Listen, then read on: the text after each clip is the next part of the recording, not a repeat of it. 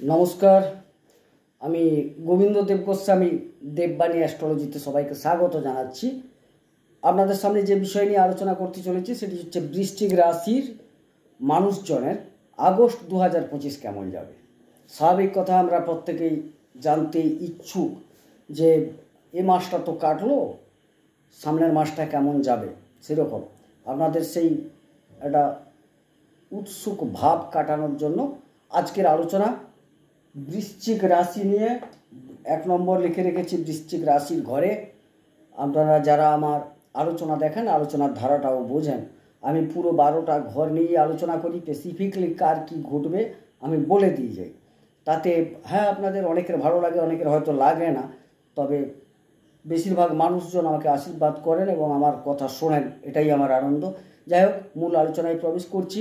August মাস 2025 বৃশ্চিক রাশির ফলাফল কীরকম যাবে, শরীর স্বাস্থ্য, মন মানসিকতা, সঞ্চয় কেমন থাকবে, তাদের পারিবারিক স্বাচ্ছন্দ্য, যানবাহন ক্রয় বিক্রয়, পঠন পাঠন, উচ্চশিক্ষা, প্রেম, সন্তান, দাম্পত্য, বিবাহ, ব্যবসা, কর্মপ্রাপ্তি, উপার্জন বৃদ্ধি এবং তার স্থায়িত্ব, এগুলো নিয়ে আলোচনা। তবে আমি আলোচনাটাকে খুব ছোট্ট আকারে করতে চাইছি, কারণ ছোট আকারে সম্যক ধারণা দিলে আপনাদের সেটা ভালো লাগবে। ভিডিও দীর্ঘায়িত হলে আপনারাও দেখতে চান না বা সময় পান না, আমিও চাই না অহেতুক অনেক কথা বলে আপনাদের সময় নষ্ট করতে। যাই হোক, মূল আলোচনায় প্রবেশ করছি। একটু আলোর ডিস্টার্ব আছে, একটু মানিয়ে নিতে হবে। আরও কয়েকটা ভিডিও এরকম হবে। একটু আলোর, আমার বাড়িতে কাজ চলছে বলে একটু আলোটা ডিস্টার্ব হচ্ছে, বিভিন্ন রকম কাজ চলছে। যাই হোক, বৃশ্চিক রাশির ঘর, এখান থেকে জাতকের শরীর স্বাস্থ্য, মন মানসিকতা ইত্যাদি আলোচনা করা হয়। অতএব এর অধিপতি মঙ্গল কিন্তু একাদশে বসে গেছেন। সুতরাং দেখা যাচ্ছে বৃশ্চিক লগ্ন বা রাশির যারা জাতক জাতিকা আছেন না, তাদের কিন্তু খুব একটা সময়টা খারাপ যাবে না। শরীর স্বাস্থ্যের দিক থেকে বলুন আর মন মানসিকতার দিক থেকে বলুন, খারাপ খুব একটা দেখছি না। কারণ একাধারে আপনার মঙ্গলই হচ্ছেন লগ্ন বা রাশির অধিপতি, ষষ্ঠের অধিপতি হয়ে একাদশী। সুতরাং সময়টা খুব একটা আপনাদের খারাপ যাবে না। মন ভালো থাকবে, অনেকটা ভালো থাকবে এবং শরীরও আপনাদের ভালো থাকছে। সেকেন্ড ঘর, যেটা দ্বিতীয় ঘর, আমরা আলোচনা করি আপনার সঞ্চয় নিয়ে। দেখুন, এর অধিপতি হচ্ছেন বৃহস্পতি। বৃহস্পতি কিন্তু অষ্টমে বসে গেছেন। অষ্টমে বৃহস্পতি বসলে খুব একটা সঞ্চয় কিন্তু আপনাদের হবে না। সুতরাং আপনাকে চেষ্টা করতে হবে আপাতত যেটুকু উপার্জন করেন সেটা নিয়ে চলে যাওয়ার, যেন ঋণের পর্যায়ে না যায়, এটুকু মাথায় রাখতে হবে। তবে সঞ্চয় খুব একটা করতে পারবেন না। নেহাত যারা দূরবর্তী জায়গা থেকে অর্থ উপার্জন করেন, বিদেশ থেকে উপার্জন করেন, তাদের ক্ষেত্রে কিঞ্চিত সঞ্চয় যোগ দেখা গেলেও যারা দেশের অভ্যন্তরে কাজবাজ করেন বা ব্যবসা করেন, সেক্ষেত্রে তাদের কিন্তু এই আগস্ট মাসে খুব একটা বৃহত্তর সঞ্চয় যোগ আমি দেখতে পাচ্ছি না। এবার তৃতীয় ঘর, তৃতীয়ের অধিপতি হচ্ছেন শনি, যেখান থেকে আমরা সাহস, বল, বিক্রম এগুলো আলোচনা করি। পাড়াপড়শি, একটু ছোটোখাটো ভ্রমণ, ভ্রাতা ইত্যাদি আলোচনা করা হয়।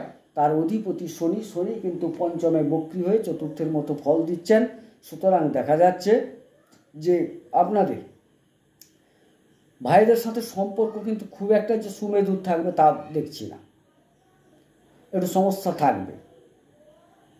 এবং যানবাহন ক্রয়ের ক্ষেত্রে শনি চতুর্থে, যদিও চতুর্থ ঘর ভালো, পঞ্চমে বসে বক্রী হয়ে চতুর্থ ভাবের ফল দিচ্ছেন, সেই ক্ষেত্রে বলবো হ্যাঁ, যানবাহন কিঞ্চিত ক্রয় হওয়ার সম্ভাবনা দেখতে পাচ্ছি।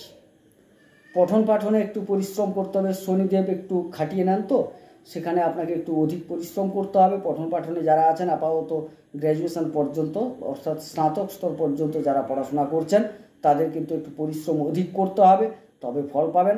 মায়ের শরীর স্বাস্থ্য খুব একটা খারাপ যাবে না, তবে আহামরি ভালোও দেখছি না, তবে একটু তুলনামূলকভাবে খারাপ যাচ্ছে না, এটুকুই বলছি।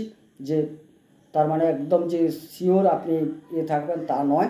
কিছুটা কোমরের নিচের অংশের দিকে ব্যথা বেদনার সম্ভাবনা আছে, স্নায়ুর কিছু সমস্যা দেখা গেলে দেখা দিতে পারে।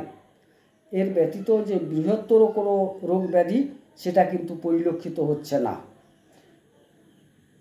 আবার চতুর্থে রাহু বসে আছেন, পরিবারের মধ্যে একটা ভ্রম তৈরি করবেন। কেউ হয়তো দেখা যাবে পরিবারের মধ্যে মানুষজন এমন আচরণ করলেন, হঠকারী হয়ে গেলেন, যেটাকে মেনে নেওয়া কষ্ট। আবার রাহু বসে আছেন মানে চটজলতি হঠকারী সিদ্ধান্ত গ্রহণ করতে পারেন। এই যে বললাম একটা গাড়ি কেনার যোগ তৈরি হয়ে যেতে পারে, হঠাৎ করে কিছু নেই, চলো একটা গাড়ি কেনা হোক, হঠাৎ সিদ্ধান্ত হয়ে যেতে পারে। এই হঠাৎ সিদ্ধান্ত নেওয়ার একটা ব্যাপার ঘটিয়ে ফেলবেন কে? রাহু। আর পঠন পাঠনে যারা আছেন তাদেরকে একটু মন তো এদিক ওদিক করে দেবেন। রাহুর মতো গ্রহ যেহেতু চতুর্থে বসে আছেন, তিনি একটু কিন্তু মনটাকে ডিস্টার্ব করবেন। যারা পঠন পাঠনে আছেন আপাতত স্নাতক স্তর পর্যন্ত, তাদের বললাম একটু মনোনিবেশ অবশ্যই করতে হবে। পারিবারিক স্বাচ্ছন্দ্যে একটু বিঘ্ন রাহু ঘটাবে, চাহিদার জন্য, কেবলমাত্র চাহিদার জন্য বিভিন্ন রকম চাহিদা দেখবেন বাড়িতে তৈরি হবে, এটা চাই ওটা চাই। হয়তো আপনি যদি ঘরের মালিক হন, আপনি হয়তো সামলাতে পারছেন না, সেই সময় স্বাভাবিক ঘরের মধ্যে একটা পরিবেশ অন্য ধরনের হবে, ডিমান্ডটাকে আপনি ফিল আপ করতে পারছেন না, তো সেই ক্ষেত্রে সমস্যা তৈরি হওয়ার সম্ভাবনা। সুতরাং এক্ষেত্রে পরামর্শ, সবাই একটু বুঝে চলুন বা বুঝিয়ে কন্ট্রোল করুন, তাতে কিন্তু অনেকটা ভালো ফল পাবেন আপনারা। এবারে চলে যায় পঞ্চম স্থল। হ্যাঁ, মায়ের শরীর স্বাস্থ্যটা বললাম একটু সাবধানতা অবলম্বন করতে হবে, এটুকুই, তো অতিরিক্ত কিছু খারাপ দেখছি না। এবারে পঞ্চম স্থল উচ্চশিক্ষা, সন্তান প্রেম, সেইখানেই কিন্তু শনি বক্রী হয়েছেন এবং তার অধিপতি বৃহস্পতি তিনি অষ্টমে। সুতরাং দেখা যাচ্ছে প্রেম কিন্তু আপনাদের ভালো যাবে না। যারা পুরনো প্রেমে আছেন, প্রেম অবশ্যই ভাঙার পথে যেতে পারে। সুতরাং আপনাকে আপনার বাক্য সংযত রাখতে হবে, আচার আচরণকে সংযত করতে হবে যাতে প্রেমটা না ভাঙে। কারণ আপনার জন্মকুণ্ডলিতে বৃহস্পতির অবস্থান যদি খারাপ থাকে, অবশ্যই সেই প্রেম তো ভাঙার দিকেই যাবে। আর যদি আপনার জন্মকুণ্ডলিতে বৃহস্পতি মোটামুটি ভালো জায়গায় থাকেন আর গোচরে এই অবস্থায়, হ্যাঁ, একটু দোদুল্যমানতা এলেও প্রেমটা কিন্তু একদম ভেঙে যাবে না। নতুন প্রেমের ক্ষেত্রে সংগঠিত হওয়ার সমস্যা দেখা যাচ্ছে, নতুন প্রেম সংগঠনের ক্ষেত্রে প্রবলেম আমি দেখতে পাচ্ছি। সুতরাং যারা প্রেম করতে চাইছেন একটু চেপে যান, সময়টাকে অতিক্রম হতে দেন, তারপর কিন্তু আপনি প্রেম করলে যথেষ্ট ভালো হবে। এই সময়কালটা প্রেমের উপযুক্ত নয়। এবং সন্তান গ্রহণের ক্ষেত্রেও বলবো যে হ্যাঁ, সন্তান গ্রহণটা এই সময় না করাই ভালো। যদি নেহাত করতে হয় তাইলে কিন্তু আপনাকে কোনো জন্মকুণ্ডলীটাকে কোনো ভালো জ্যোতিষ দিয়ে বিচার করিয়ে নেবেন, আপনার প্রিয় জ্যোতিষ দিয়ে বিচার করিয়ে নেবেন। দেখুন, যারা জ্যোতিষী করেন প্রত্যেকেই ভালো, কম বেশি তাদের তো জ্ঞান আছে অবশ্যই, না হলে তিনি করছেন কি করে। এখানে ভালো শব্দটা বলা আমার একান্ত ঔদ্ধত্য, সবাই ভালো। এবারে আপনাকে একটু বসে তার সাথে কথা বলে সিদ্ধান্তটা নিতে হবে। যাই হোক, পঞ্চম থেকে বললাম ব্যাপারটা। এবারে ষষ্ঠ ঘর, রিপু, ঋণ, রোগ, শত্রু ইত্যাদি, তার অধিপতি কিন্তু মঙ্গল দেখুন একাদশে বসে গেছেন। সুতরাং শত্রু আপনার কিছু করতে পারবে না, শত্রু আপনি জয় করতে পারবেন। ঋণের সম্ভাবনাটা একদম নেই বলছি না, তবে খুব বেশি নয়। আপনার খরচ খরচান্তরের উপরই বিষয়টা থাকছে, কারণ হঠকারী কিছু সিদ্ধান্ত নেওয়ার আছে। আগে বললাম না যে চলো একটা গাড়ি কিনি, চলো এইটা একটু কিনি, সেই ক্ষেত্রে দেখা যাবে খরচটা অধিক হওয়ার সুবাদে কিঞ্চিত হয়তো ঋণ হলেও হতে পারে। তবে আপনি যে খাওয়া দাওয়ার জন্য বা অন্য কোনো কারণে ঋণে জড়িয়ে পড়বেন তা নয়, কিছু কেনাকাটার ক্ষেত্রে হয়তো ঋণটা হতে পারে। আর রোগের ব্যাপারটা আগে বললাম যে রোগ বলতে কিছুটা আপনার যারা পুরুষ মানুষ বা মেয়ে মানুষ আছেন, নিজস্ব যে রোগ থাকে পুরুষদের, যে কিছু শুক্রজনিত রোগ, শুক্রঘটিত রোগ, মেয়েদের কিছু যে নিজস্ব রোগ, সেই রোগগুলোর সম্ভাবনা প্রবল দেখা যাচ্ছে। বুঝতেই পেরেছেন আমি কি বলতে চাইছি। সুতরাং সেখানে আপনাকে একটু চিকিৎসকের পরামর্শ গ্রহণ করা একান্ত কর্তব্য। এবারে চলে যাই সপ্তম ঘর, দাম্পত্য, বিবাহ, ব্যবসা ইত্যাদি, তার অধিপতি কিন্তু অষ্টমে চলে গেছেন। সুতরাং আমি বলবো ব্যবসায়ীদের এই সময়টা মোটেই আপনাদের সুখকর নয়। আপনাকে কিন্তু ব্যবসা সম্পর্কে যথেষ্ট সচেতন থাকতে হবে। যে কোনোভাবে ব্যবসার ড্যামেজ হতে পারে, ক্ষয়ক্ষতি হতে পারে, লস হতে পারে, আগের তুলনায় বিক্রি বাট্টা কম হতে পারে, কাঁচামালের আমদানি বা যোগানের অভাব হেতু আপনার প্রোডাকশান কমতে পারে। যে কোনো কারণে হোক ব্যবসা কিন্তু একটু হ্যাম্পার হওয়ার যোগ দেখতে পাচ্ছি। আর দাম্পত্যে কিছু সমস্যা দেখা যাচ্ছে। এই সময়কালটা দাম্পত্যে দেখবেন নিজেদের মধ্যে একটা ফাটল তৈরি হবে। সুতরাং আপনাকে অতি সচেতন থাকতে হবে দাম্পত্য সম্পর্কে। অর্থাৎ দাম্পত্যে সচেতন বলতে উভয়কে সংযত থাকতে হবে। যেহেতু আমরা বললাম ব্যাপারটা আগাম জানিয়ে দিলাম যে আগস্ট মাস আপনাদের সমস্যা থাকবে দাম্পত্যে। সুতরাং সেটাকে কন্ট্রোল করতে হলে নিজেকে সংযত রাখতে হবে, রাগটা কমাতে হবে, আচরণটাকে মিষ্টি করতে হবে। আপনার বিপরীত পক্ষ, যদি আপনি জাতিকা হন, আপনার স্বামী যদি জাতক হন, আপনার স্ত্রী কী চাইছে সেটা বুঝতে হবে। যদি সক্ষম হয় দেওয়ার দিলেন, যদি না পারছেন তাকে আপাতত বুঝিয়ে বলুন। সেখানে যদি আপনি হঠকারিতা দেখান, রাগ দেখান, তাইলে তো সমস্যা অবশ্যই তৈরি হবে। সেক্ষেত্রে আপনাকে একটু সচেতন থাকতে হবে। এরই জন্যই তো আমরা আগে থেকে এই মাসিক রাশিফলগুলো করি। সুতরাং আপনি যাতে সতর্ক থাকেন। যাই হোক, অষ্টমে বৃহস্পতি শুক্র মারক, ধ্বংস, ক্ষয়ক্ষতি, অপমান, অপযশ, এইগুলো এখান থেকে আলোচনা করা হয়। দূরবর্তী ক্ষেত্রেও আলোচনা করা হয়, কিছু প্রাপ্তিও আলোচনা করা হয়। এখানে দেখা যাচ্ছে যে দুটি শুভ গ্রহ বসে আছেন। আপনার জন্মকুণ্ডলিতে যদি এদের অবস্থান কিঞ্চিত ভালো থাকে, অবশ্যই আপনারা এই অপমান, অপযশ, অপবাদ থেকে রেহাই পাবেন। আর আপনার জন্মকুণ্ডলিতে যদি এরকমই বৃহস্পতি শুক্র দ্বাদশে, অষ্টমে, ষষ্ঠে বসে থাকেন, তাইলে কিন্তু আপনার এই যোগগুলো প্রবল আকার ধারণ করবে। আর যারা বিদেশ রিলেটেড জায়গায় আছেন তাদের ক্ষেত্রে সময়টা খুব একটা খারাপ নয়। বিদেশে যারা আছেন তাদের ক্ষেত্রে সময়টা যথেষ্ট ভালো। সুতরাং এই সময়ে আপনাদের যেরকম বললাম সেই সাবধানতাগুলো অবলম্বন করা কর্তব্য। নবম স্থল, নবমে বসে আছেন রবি, বুধ, বুধাদিত্য যোগ তৈরি হয়েছে ভাগ্যস্থলে।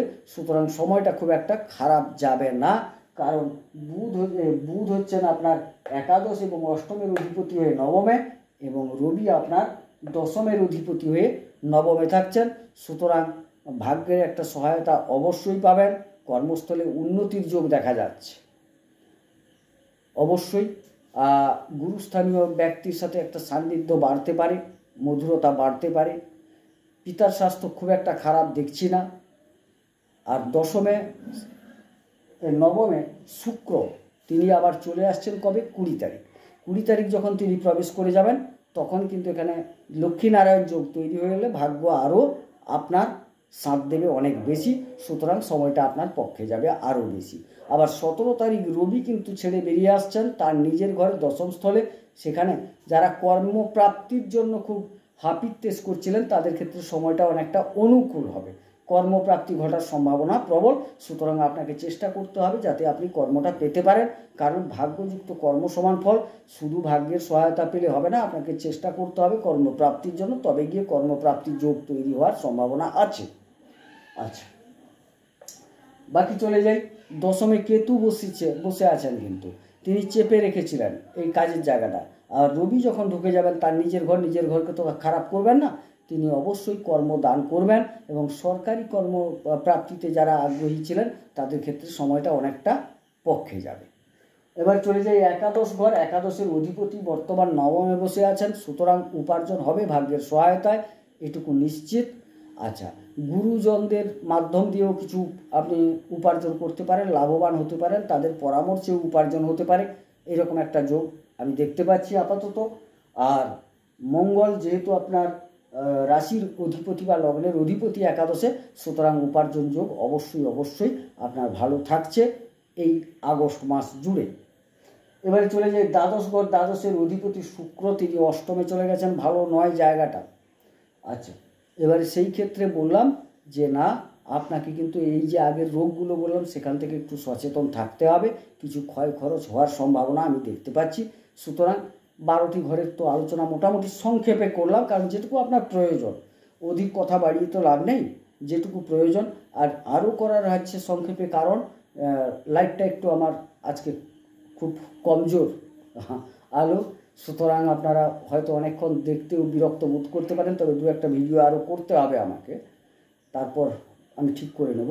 আর একটা কথা বলি, চ্যানেলটি আমি একটু অসুচের মধ্যে ছিলাম এবং অসুস্থ ছিলাম, দুটো কারণে ভিডিওগুলো করতে পারিনি। আজকেও কথা বলছি, আপনারা বুঝতে পেরেছেন যে অসুস্থতার মধ্য দিয়ে আমি কথা বলছি, কারণ আগের ভিডিওগুলো তো দেখেছেন আমাকে, আজকেও দেখছেন। সুতরাং একটু অসুস্থ আছি। হ্যাঁ, এইখানে বলে রাখি, দেখুন চ্যানেলের একটু রিচ ডাউন হয়ে গেছে, অল্প কমেছে দেখলাম। আপনারা একটু সহযোগিতা করুন, সাবস্ক্রাইব করুন, লাইক করুন, শেয়ার করুন, যাতে চ্যানেলটি ঘুরে দাঁড়ায়। আমি নিশ্চিত চেষ্টা করব আগামী দিনে আগে যেরকম সুন্দর করে ভিডিও দিতাম আপনারা দেখতেন, অনুরূপ ভিডিও দেওয়ার চেষ্টা করব।